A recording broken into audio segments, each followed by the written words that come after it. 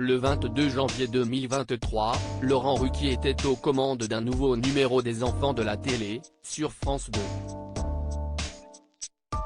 Était notamment invitée la chanteuse Chimène Badi pour la promo de son album Chimène chante Piaf, son 8e album, sorti le 20 janvier dernier, qu'elle chante actuellement sur scène. Et elle n'a pas échappé à des images sur sa participation à Popstar, M6. Des souvenirs qui l'eau ne te fait réagir. Si est en 2002 que Chimène Badi a été révélée au grand public dans Popstar. Un télécrochet durant lequel le jury était à la recherche de talents pour monter un groupe.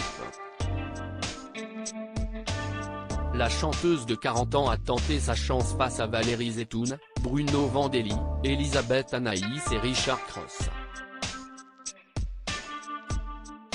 Lors de son audition, elle avait interprété l'Envie d'Alzheimer, chantée à l'origine par le défunt Daniel Lévy. Et elle avait fait mouche.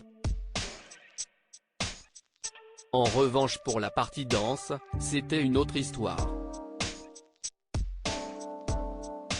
Chimène Badi était en effet moins à l'aise. J'aime trop danser en vrai.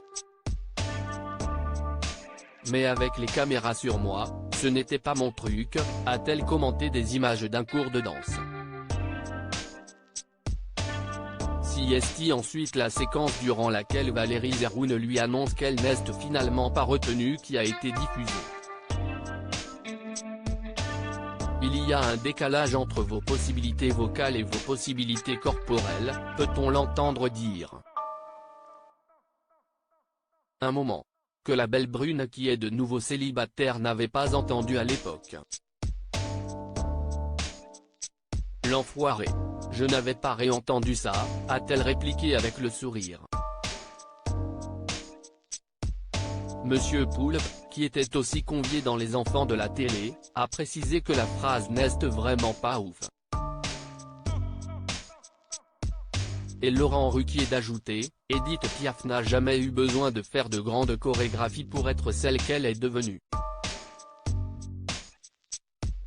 Bien que par la suite et depuis, Chimène Badi a réussi à se construire seule, elle a précisé, c'était la première fois que je faisais un casting de toute mon existence.